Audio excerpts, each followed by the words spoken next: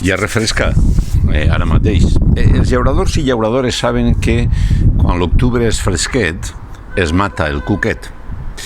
En aquest 571 dia de pandèmia coincideix amb dues dates significatives al calendari cívic: el Dia Mundial del Personal Docent i el Dia Mundial de l'Habitat. I és per això que ens ha de fer reflexionar sobre els autèntics pilars fonamentals de les persones: l'instrucció permanent i el respecte al planeta. La formació permanent, en definitiva, i el respecte al planeta.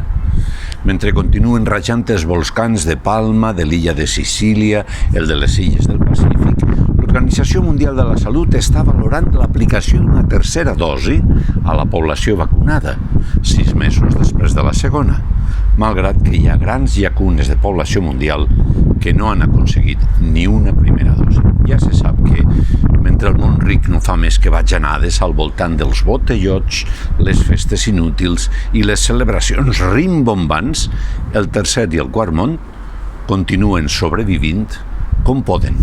I això no ens para bé al conjunt.